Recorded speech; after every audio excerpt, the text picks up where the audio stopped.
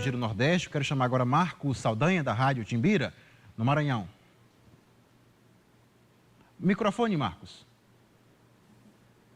Agora sim, agora sim. Olá, sempre bom rever e estar com essa bancada arretada, esse olhar nordestino, né, sobre o Brasil, sobre os problemas do Brasil, e agora temos a vacinação infantil.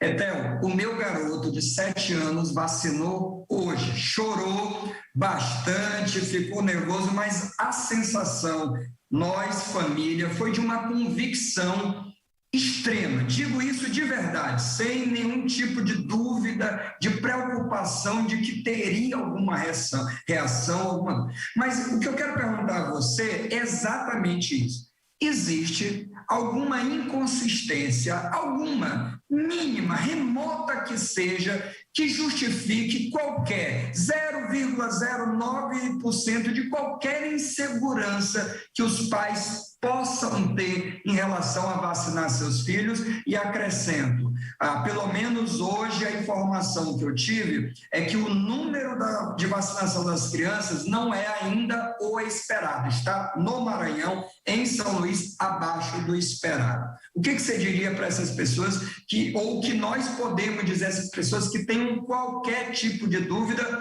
porque no final de semana vários colegas, infelizmente, apresentaram essa dúvida, professores e, olha, médicos, acredite, médicos, cirurgiões, confessando que não tem certeza se vacinarão os seus filhos. Por favor. Ô Marcos, eu considero que a vacinação infantil ela é fundamental para que nós possamos atingir aquilo que na saúde coletiva a gente chama de a cobertura vacinal desejada. Quando nós fazemos o cálculo de quantas pessoas devem ser vacinadas, a gente leva em consideração qual é a taxa de transmissão do vírus, da bactéria, né? De qual agente infeccioso está causando aquela doença.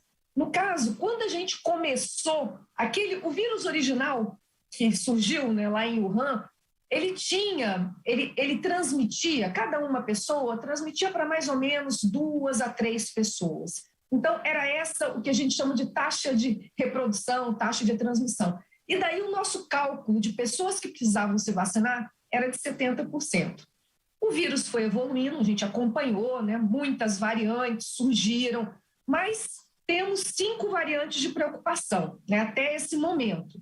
Essas 5 variantes de preocupação, elas foram aumentando a transmissibilidade. Então, a possibilidade que o vírus tinha de contaminar outras pessoas. Então, uma pessoa doente já não contamina mais 2 ou 3, contamina 5 no caso da variante Delta e agora quase 8 no caso da variante Ômicron. Então, assim, toda vez que a gente vai aumentando a transmissão do vírus, a gente precisa de ter mais gente vacinada, senão a gente não consegue controlar a pandemia.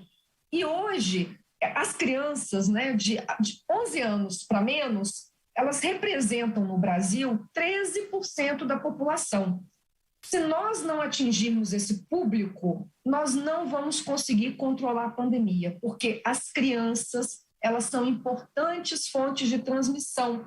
Marcos, o que acontece? Mesmo que muitas não tenham doenças graves, o vírus se multiplica no organismo delas, transmite para outra pessoa, e toda vez que o vírus é transmitido de uma pessoa para outra, nós estamos dando a oportunidade para o vírus de fazer mutações, de termos novas variantes, inclusive essas que a gente chama de preocupação.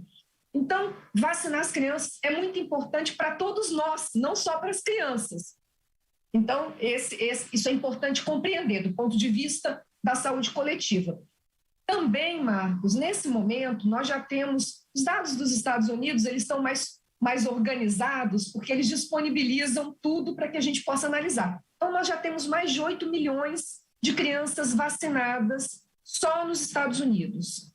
Até esse momento, Marcos, de mais de 8 milhões, nós só tivemos 12 crianças, então pensa, 8 milhões de doses, 8 crianças apresentaram uma inflamação, um sintoma um pouco mais, não é grave, é moderado, mas que se resolveu com medicamento com anti-inflamatório, ninguém morreu, todo mundo está bem. Então, nós temos dados hoje que nós podemos, com convicção, dizer da segurança das vacinas, a segurança das vacinas que nós temos aí. Isso da Pfizer. A Coronavac, que foi recentemente, né, liberada, ela é uma vacina que a gente já tem muita experiência. É uma vacina de vírus inativado, praticamente muitas vacinas do nosso calendário de vacinação usam essa tecnologia. É uma vacina muito segura e também se mostrou aí bastante eficaz.